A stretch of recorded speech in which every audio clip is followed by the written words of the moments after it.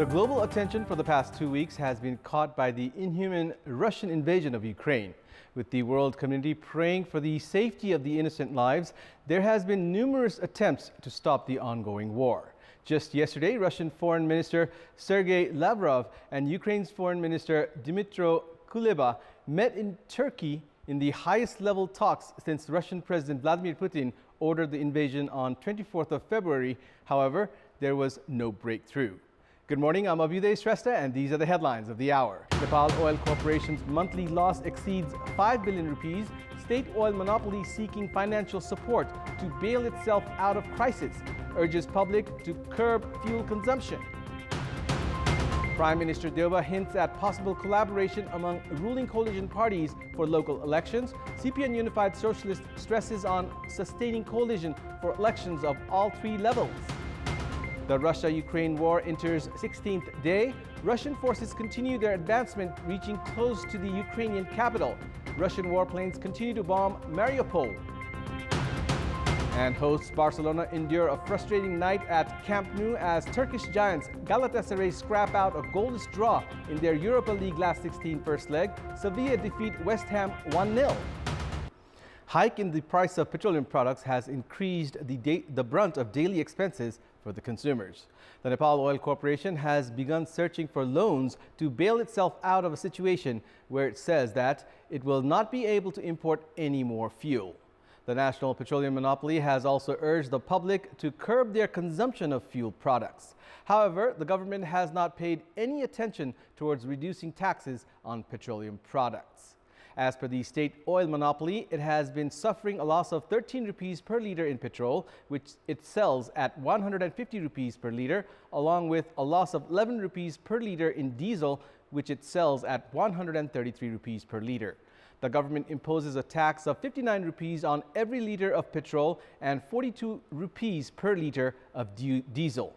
Meanwhile, the corporation suffers a loss of 665 rupees per cylinder of cooking gas or LPG, which is available at 1,575 rupees.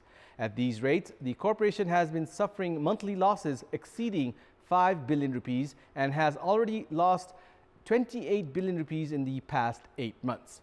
With the objective of curbing the consumption of petroleum products, the Industry Committee of the House of Representatives has directed the government to implement a quota mechanism and an odd-even system for vehicles. The implementation of the recommendation is likely to provide some respite to the Nepal Oil Corporation. It's time now for our segment Public Pulse, where you text us with your opinion.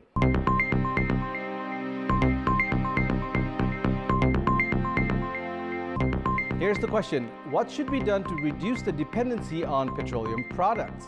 Your options are A. Prioritize electric vehicles, use of electricity in kitchen, C. Domestic production of fuel.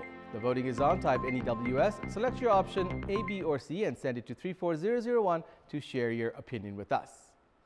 Prime Minister Sher Deuba has said that parties in the ruling coalition should jointly contest at the upcoming elections. Hinting towards a possible collaboration among the coalition partners for the local election, Prime Minister and Nepali Congress President Sher Deuba urged party cadres not to make statements against the parties in the ruling alliance. Premier Deuba issued the directive while distributing certificates yesterday to officials elected for the District Working Committee of Nepali Congress, Birganj. Also inaugurating the General Convention of the Federation of Cottage and Small Industries, Birganj, Prime Minister Deuba added that the government would formulate its plans on the basis of recommendations of the private sector. The Premier viewed that empowerment of women and their involvement in entrepreneurship had a positive impact on the social and economic sectors. Ruling coalition partner CPN Unified Socialist is on a legwork to prepare its work plan for the local elections slated for 13th of May this year. The Central Committee meeting of CPN Unified Socialist, in progress from Wednesday, is preparing a month-long plan for the local polls. 9 groups have also held discussions on the political report presented by Party Chair Madhav Kumar Nepal. The meeting will conclude after Chairperson Nepal responds to questions raised by group members. Chairperson Nepal's report has stressed on sustaining the coalition for provincial and federal elections as well. As many as 79 parties have been recognized for the upcoming local elections.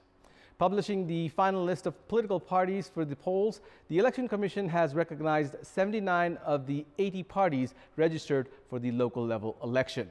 According to the Apex Election Authority, the Rishi Katel-led Nepal Communist Party could not be issued recognition for the election due to internal disputes in the entity. The Election Commission has also said that green ink will be used for voting stamps to maintain contrast with the ballot papers. However, this decision of the Commission has drawn flack from main opposition CPN-UML as party chair KP Sharma Oli has alleged the Commission of using green ink to favor Nepali Congress. Meanwhile, the Commission has said that Nepali nationals living abroad will not be able to vote in the election due to technical issues. Having started the procurement process for 23 different election resources, the Election Commission has added that works related to updating the voters' name list has reached the final stage. Over 1 trillion rupees has been invested in the tourism sector of Nepal. Based on government data, foreigners visiting Nepal spend an average of 14 days while spending a daily average of $63. However, the government does not seem to have any concrete strategy for the revival of the tourism sector, which contributes more than 7% of the GDP and has been severely hit by the coronavirus pandemic. Only 13% of the fund allocated for the tourism sector in the budget of the ongoing fiscal year has been spent. Hotel businesses have barely survived as Nepal recorded the lowest number of tourists in 34 years. In comparison to 2019, the number of tourists visiting Nepal decreased by 80% in 2020. The failure in reviving the tourism sector has certainly not helped in increasing national revenue. With the expectations of easing of the situation, the constructions of tourism infrastructures have continued. New star-rated hotels are in the offing in Kathmandu, Bhairawa, Nepalganj and Chapa.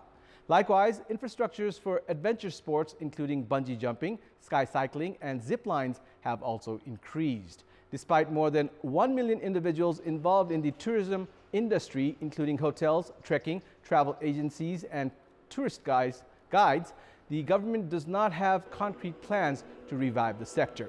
However, the near operation of Gautam Buddha International Airport in Bhairawa has ignited some optimism.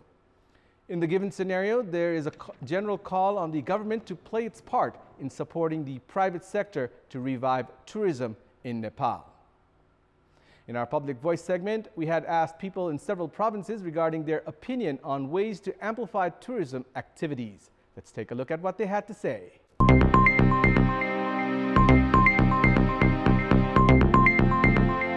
गभर्नमेन्टले पनि केही financial support गर्न पर्छ hotel लजहरु चाहिँ व्यवस्थित हुनु पर्यो फेरि आउने वातावरण मिलाउने बाटोघाटो राम्रो चाहियो पूर्वाधार विकासमा हामीले जोड दिनु पर्छ उचित गाइडलाइनको व्यवस्था हुनु पर्यो